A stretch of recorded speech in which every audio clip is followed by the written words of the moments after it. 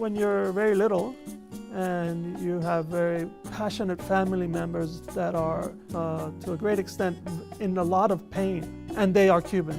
They're flying the flag all the time. They're talking about their lives all the time. What child would individually, independently claim to be anything else but Cuban?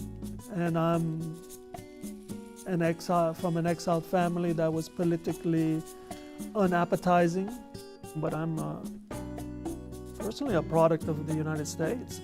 And this gets to maybe a deeper question of why people like myself in Miami, we still refer to ourselves as Cuban, especially when you're young. Just make you feel more patriotic to a history that you have no idea of.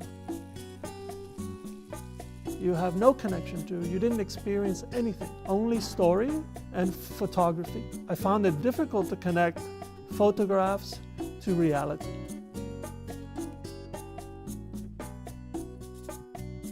So we decided, let's figure out how to bring a car from the United States into Cuba, the first one since '59, I believe. Let's take Q60. It was a monumental task. And so when we finally saw it pull out of the container and onto the ground outside of Havana, the passion in that car, the power, the shape, the sculpture is something very dear to me. To drive up to the Tropicana or some of my family's buildings, I felt this was, oh my God, a once in a lifetime, obviously. And especially when we had the Q60 on the street, people would marvel at the car. I mean, not just because it's not a normal car for the streets of Cuba, because in their eyes and they're focused on everything I was saying, there was a deep curiosity. But it just struck me of how much they love the automobile. Human beings, we're unique in that we're not happy with our feet. We lack of patience.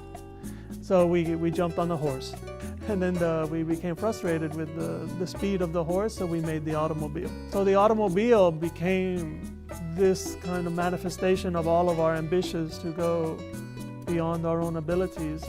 And then I think slowly it became a representation of society. I believe that an automobile is about the dreams of a culture. When we were able to see the Max Borges' house, my uncle, the railing of the stairway into the bedroom was this kind of sine curve, which was geometry, but also not geometry. It had a little bit of his own sense of warmth and humanity.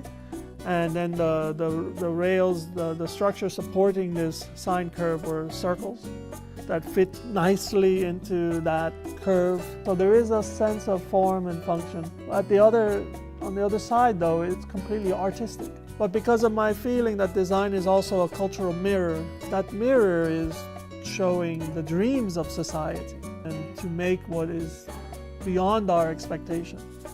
I felt that in his work.